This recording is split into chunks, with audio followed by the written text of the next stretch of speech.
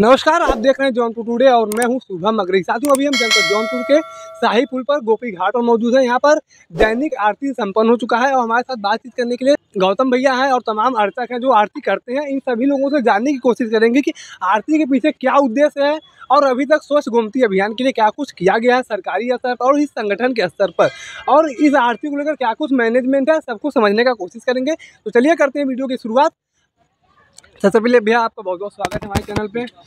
जी भैया, क्या कहना चाहेंगे, इस आरती के पीछे क्या उद्देश्य है आपका? देखिए, स्वच्छ गोमती अभियान माँ आदि गंगा गोमती की इस आरती के माध्यम से जनपद जौनपुर समेत समूचे देश भर में नदियों की स्वच्छता, निर्मलता और उनके अविरलीकरण के लिए प्रयासरत है।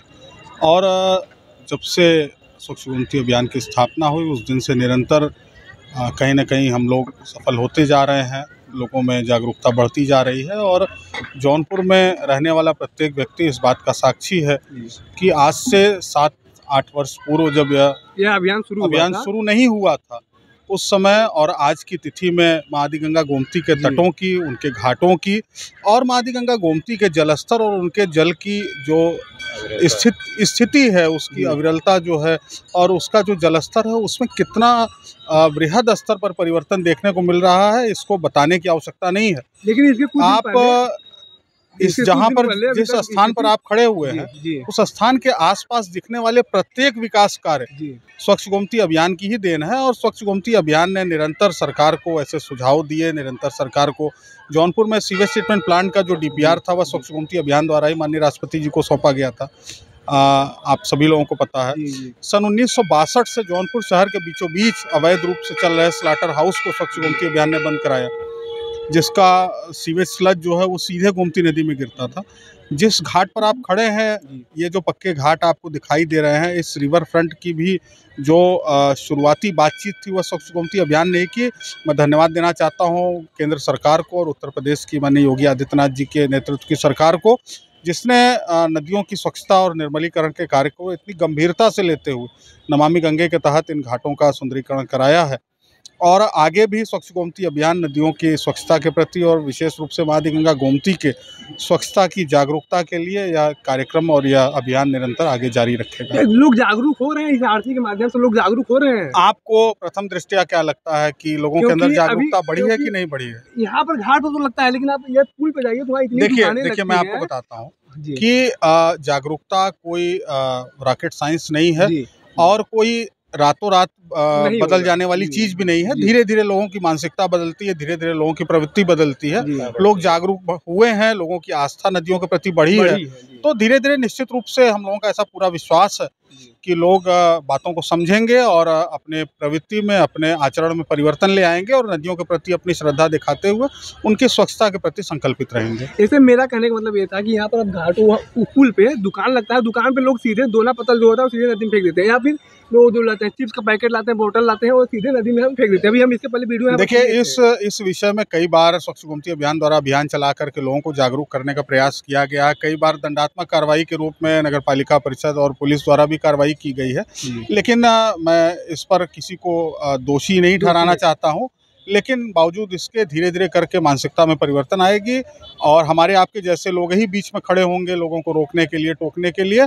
हमारी आपकी सबकी जिम्मेदारी और आपके चैनल के माध्यम से कहना चाहता हूं कि जनपद जौनपुर समेत देश के प्रत्येक नागरिक का नैतिक दायित्व है कि अपने आसपास की नदियों को, जलाशयों को और पर्यावरण प्रकृति को संरक्षित करने के लिए जो भी सकारात्मक कदम उठाए जा सकते हैं उठाए जाएं। भैया, आप क्या कहना चाहेंगे इस गोमती अभियान के? आप एक तरह से अर्चक हैं, बहुत बड़ी जिम्मेदारी आप लोगों के ऊपर होती है कि आप प्रत्येक दिन यहाँ पर आरती करते हैं। जैसा कि यहाँ पर आदि गंगा माँ गोमती की दैनिक गोमती आरती कराई जाती है, तो हम लोगों का यह उद्देश्य है कि यहाँ पर पर्यावरण को और यहाँ पर विकास को समझने का, पर्यावरण के माध्यम से एक तरह से संदेश देना है कि यहाँ पर कितने अच्छे विकास कार्य हो सकते हैं। भैया, आप क्या कहना चाहेंगे कि स्वच्छ गोमती अभियान में आप लोग का एक अहम योगदान है, इस पर क्या कहना चाहेंगे? नदियाँ हमारी माँ है और हम उनकी निरंतर सेवा करते हैं, ठीक है। और हम आरती के माध्यम से लोगों को दिखाना चाहते हैं कि आप भी जो है जुड़े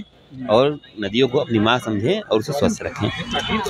भैया, आप क्या कहना चाहेंगे? आप लोग एक अहम जिम्मेदारी रखते हैं, प्रत्येक दिन यहाँ पर आरती करना और रोज समय निकालना, ये बहुत बड़ी बात होती है। ये तो हम लोग का परम सौभाग्य है कि माँ आज गंगा गोमती जी की आरती को संपन्न कराने की जिम्मेदारियों हम सबों को मिली है और इसको निर्वाह पूर्वक करते रहेंगे। और सभी से आग्रह भी करते हैं कि आज की युवा पीढ़ी, युवा साथी लोग भी इस आस्था को अपना दिनचर्या जिम्मेदारी समझें, ताकि हमारे आज गंगा गोमती जी का संरक्षण और स्वच्छता बनी रहे।